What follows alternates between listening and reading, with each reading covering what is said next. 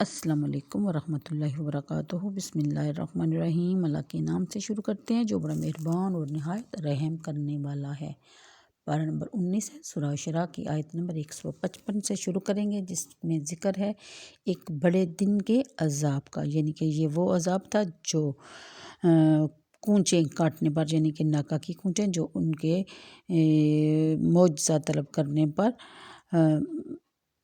ایک پتھر سے نکالی گئی تھی، یعنی کہ حضرت صالح علیہ السلام کی دعا سے۔ یعنی کہ حضرت صالح علیہ السلام نے اپنی قوم سے فرمایا تھا کہ تم لوگوں نے اس کے ساتھ کوئی بدسلوکی نہیں کی، لیکن انہوں نے اس کی کونچیں کاٹ دی۔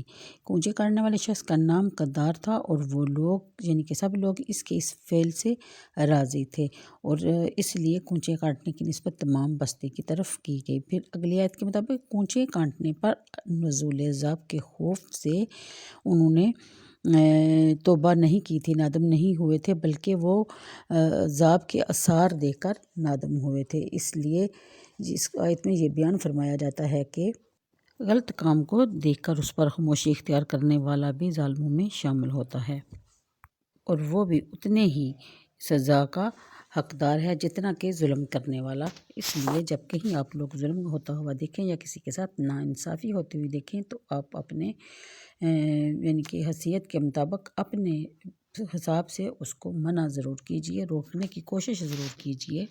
پھر بیان فرمایا جاتا ہے کہ عذاب کے آثار دیکھ کر نادم ہوئے تو ایسی ندامت کسی کام کی نہیں۔ اگلی آیت میں خبر دی گئی کہ تم سب ہلاک کیے جاؤ گے۔ اس کے یہ معنی بھی ہو سکتے ہیں کہ کیا مخلوق میں ایسے قبیح اور ذلیل فعل کے لیے تم ہی رہ گئے ہو، جہاں کہ وہ لوگ بھی تو ہیں، انہیں دیکھ کر تمہیں شرم آنا چاہیے۔ اور یہ معنی بھی ہو سکتے ہیں کہ بکثرت عورتیں ہوتے ہوئے اس فعل کبھی کے مرتکب ہونا انتہائی درجے کی خباثت ہے۔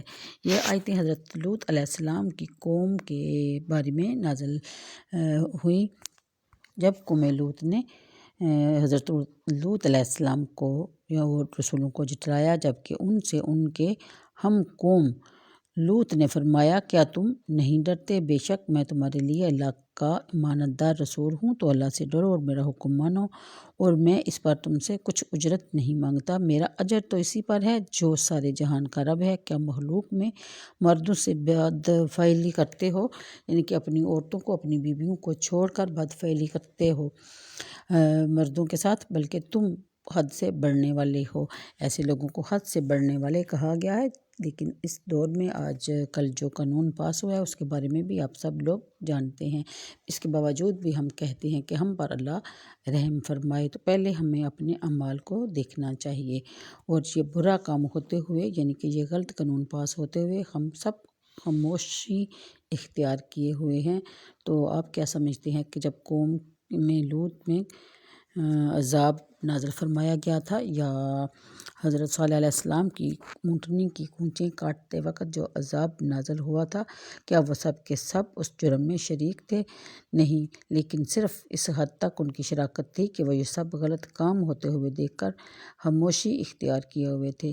تو اللہ تعالیٰ ہم سب کو ہدایت کی توفیق عطا فرمائے اور ہماری مدد فرمائے، اور ہمیں نیک اور سیدھے راستے پہ چلنے کی اور دوسروں کو تلقین کرنے کی توفیق عطا فرمائے، آمین۔ میری باتوں کا برا مت مانیے گا، کیونکہ اس وقت ترجمہ میں جو میں پڑھ رہی تھی یہ مجھے موضوع اسی طرح کا ٹاپک لگا، اس لیے میں نے اس موضوع پہ تھوڑی سی بات کی، یعنی کہ میں نے بھی جرأت اپنے اندر پیدا کی کہ میں بھی اس معاملے میں کچھ بول سکوں۔ تو آگے بڑھتے ہیں۔ اس پر بولے کہ اے لوط اگر تم باز نہ آئے تو ضرور نکال دیے جاؤ گے، یعنی انہوں نے پھر بھی دمکانا شروع کیا۔ اس پر حضرت لوط علیہ السلام نے فرمایا کہ میں تم سے اور تمہارے اس کام سے بیزار ہوں۔ اس لیے انہوں نے اپنے رب کے سامنے گڑ گڑا کے دعا مانگی، رب نجینی و اہلی مما یعملون، اے میرے رب مجھے اور میرے گھر والوں کو ان کے کام سے بچا۔ تو اللہ تعالیٰ نے ان کو اور ان کے گھر والوں کو نجات بخشی، سوائے ایک بڑھیا کے، یعنی کہ وہ بڑھیا جو تھی وہ ان کی بیوی تھی۔ وہ اپنی قوم کی اس فعل پر راضی تھی، جو معصیت پر راضی ہو وہ عاصی کے حکم میں آتا ہے، اس لیے وہ بڑھیا گرفتار عذاب ہوئی اور اس نے نجات نہ پائی۔ باقی سب جو حضرت لوط علیہ السلام کے ساتھ تھے ان سب نے نجات پائی، اور باقیوں پر پتھروں کی صورت میں عذاب نازل ہوا۔